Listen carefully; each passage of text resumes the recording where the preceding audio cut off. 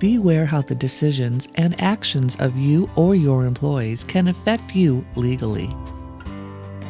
I'm Rob Collins. I'm an attorney in Forest Lake, and I've been asked by the team from Act on Alzheimer's to talk a little bit about some of the legal considerations that a person who has recently been diagnosed with Alzheimer's might face. One of the first things that we want to do is start meeting with our financial advisor and attorney fairly regularly. That will help them learn a little bit about you and help you learn about your options. Usually the first thing that is going to go into those kinds of meetings are going to be preparing a budget of your monthly income and expenses, so we have a benchmark, and also start setting some expectations about what sort of cash inflow and expenses you have in a month.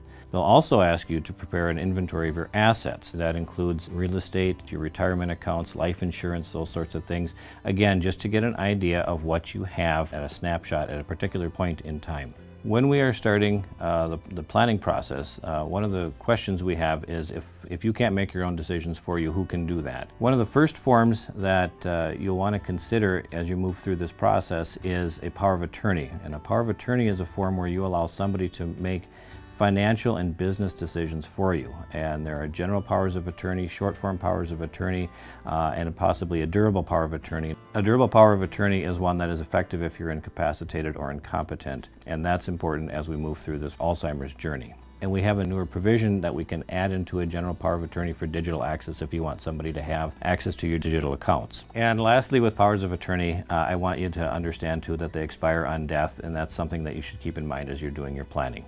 Another form is a healthcare directive, where you allow somebody else to make healthcare decisions for you. If you have a form older than about 2014, you might want to have it looked at to make sure that it still meets your needs. There's a lot of decisions that go into those forms, so my suggestion is you take time with your loved ones, your doctor, and your attorney to make sure that your wishes are reduced to writing. It's also very important that you take a little time to meet with the funeral home to go over your wishes and budget for a funeral. In addition to the pre-planning, pre-funding can ease stress on your family. Your legal and financial team can also help you with deciding whether or not a will or a trust would be most appropriate in your circumstance. A living trust is a great tool for planning for incapacity and avoiding probate. One of the most important things that I want you to take from this talk is to not assume. Don't assume that your bank, your financial advisor, your family, your attorney, anyone knows your wishes. Please make sure that they are written down and well known. Each estate plan is unique based on the client's individualized situation, and many times there is not a right or a wrong answer. As life moves forward also, estate plans might need to be adjusted accordingly. Having frequent discussions with your financial and legal advisors can greatly help you and your family with estate planning and transitions.